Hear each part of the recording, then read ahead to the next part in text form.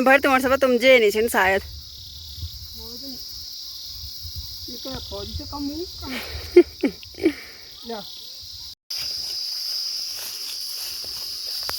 तो देखिए दोस्तों, आपको कुछ दिखाते हैं। ये मूंग। हेलो दोस्तों, कैसे हैं आप सब? आशा करती हूँ आप सभी अच्छे होंगे। मैं भी अच्छी हूँ। मेरा नाम है नीलम भट्ट और मेरे गांव का नाम है भट्टी गांव, जो कि पौड़ी जिले में पड़ता है। तो स्वागत है आप सबका देवभूमि उत्तराखंड में और मेरे नए ब्लॉग में। तो दोस्तों, आज के ब्लॉग की शुरुआत सुबह के 9:30 बजे से हो रही है और अभी फिर से हम आ गए हैं सारी। तो आज सासू जी मुझसे पहले आ गए थे। तो आज है स्कूल की छुट्टी और सासू जी चले गए हैं घास काटने। और हमने जो कल घास काटा था, बांधा था, तो उसको पेड़ के नीचे इकट्ठा करके रखा है। तो अभी मैं उसको लगाने जा रही हूँ। जो उसकी पुलियाँ हैं उनको देने जा रही हूँ। और एक जेठ जी हमारे गांव के ही, तो वो इधर बकरियाँ चराने आ रखे हैं। तो आज घास वही लगाएंगे, क्योंकि रुद्रा के पापा आज घर पे नहीं हैं, किसी काम से जा रखे हैं बाहर। तो फिर घास लगाने के बाद मैं घर चले जाऊंगी। तो क्योंकि घर पे खाना वगैरह भी बनाना होता है। और फिर जब सासू जी आ जाएंगे तो शाम को जाएंगे, हम एक साथ जाएंगे घास काटने।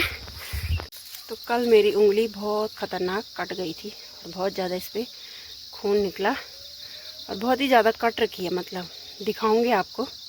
अभी तो मैंने कपड़ा बांधा है, अभी मैं इसको नहीं निकालूंगी, क्योंकि घास से या कुम्मर वगैरह इस पर बैठ सकते हैं। तो इस पर खून निकल रहा है।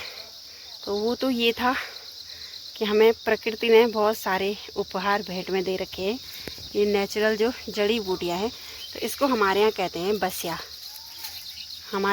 मेरे मायके में, और यहाँ कहते हैं इसको रोड़ल।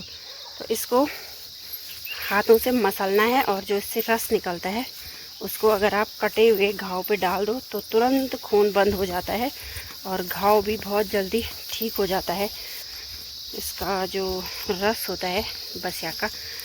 तो जेठ जी भी यहाँ पे आ ही रखे हैं बकरियाँ लेके। और यहाँ डर भी लग रहा है, इतना बड़ा बड़ा घास है, डर लग रहा है मुझे सांप का। मुझे बहुत ही ज़्यादा डर लगता है सांप से। तो चलिए, मैं भी खेत में पहुँचने वाली हूँ। और आजकल तो बस हमारा यही काम है और आजकल आपको यही सब वीडियो में देखने को मिलेगा। सुबह शाम बस घास घास घास। और नवंबर दिसंबर तक तो हम ऐसे ही व्यस्त रहेंगे। और पिछले साल तो हमने इन दिनों तक काफ़ी सारा घास काट लिया था, लेकिन इस बार थोड़ा टाइम ज़्यादा लग गया है। तो श्राद्ध रहे तो उस टाइम बारिश भी रही लगातार, तो इसलिए लोगों ने घास नहीं काटा, क्योंकि घास सड़ने का डर रहता है।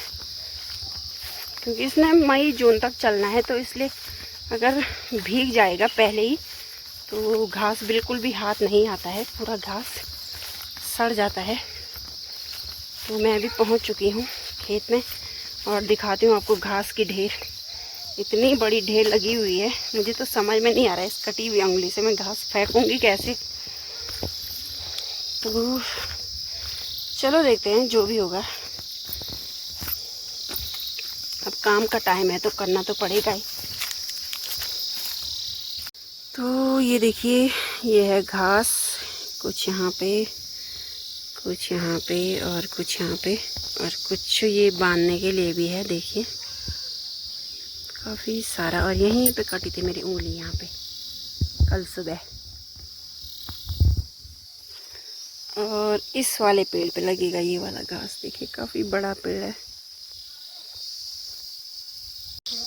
देखिए दोस्तों, लग चुकी है पलकुन, इतनी बड़ी पलकुन, पूरा पेड़ ही भर चुका है। देखिए, दिख भी नहीं रही है जेठ जी।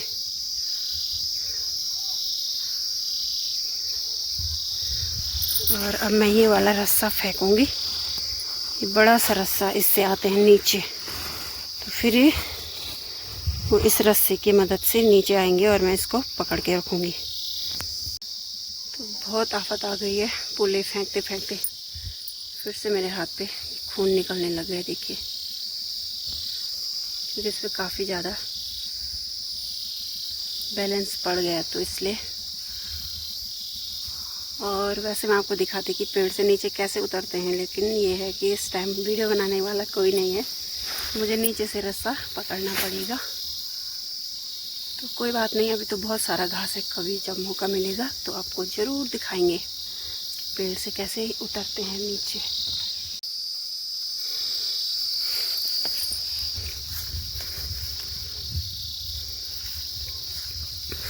तुम फौज में से भर्ती पर तुम फौज में भर्ती होने से तुम जे नहीं छे शायद।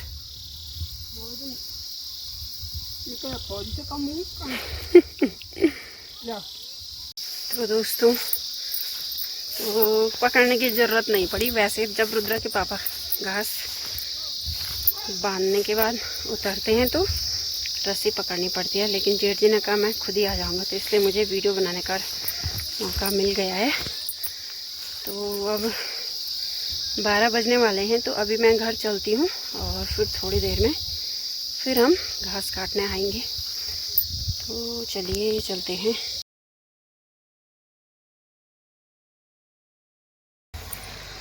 गुड मॉर्निंग दोस्तों। तो दोस्तों, जैसा कि आप सबको पता है आजकल घास की कटाई चल रही है, लेकिन आज मैं नहीं गई घास के लिए। आज सासू जी गए हैं, तो मैं जाऊंगी शाम को। तो क्योंकि घर पे भी काफ़ी सारा काम है। तो देखिए, जो हमने लहसुन लगाई थी वो भी जम चुकी है। और अभी मैं निकालूंगी काली दाल, क्योंकि थोड़ी सी हमने काली दाल बोई थी तो वो भी पक चुकी है। और जो राजमा थी घर की छीमी दाल वाली, तो वो भी पक चुकी है, निकालने के लायक हो चुकी है। तो 2 प्रकार की छीमी होती है हमारे पहाड़ों में। वैसे तो कई प्रकार की होती हैं, रंग अलग अलग होते हैं सबके, लेकिन एक सब्जी वाली हो गई और एक हो गई दाल वाली। तो जो दाल वाली छीमी है वो पक गई है, और अगर वो ज़्यादा पक जाती है, उसका छिलका बहुत ज़्यादा हार्ड हो जाता है, तो वो अपने आप जैसे ही धूप लगती है तो वैसे ही चटकने लगते हैं और बीज पूरे खेतों में इधर उधर बिखर जाते हैं।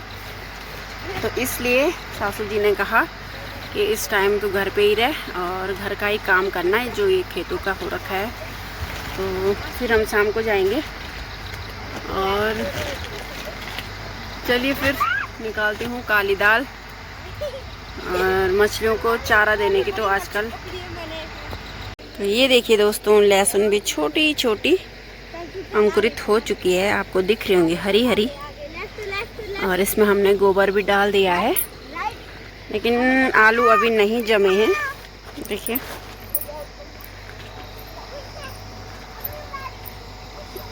और इधर भी जो हमने प्याज और लहसुन लगाई थी वो भी देखिए काफ़ी बड़ी बड़ी हो गई है।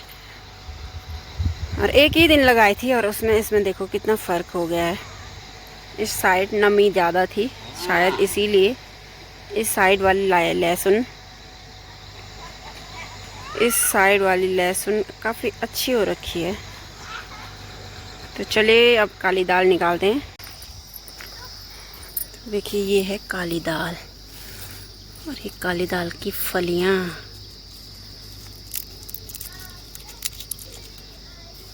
देखिए,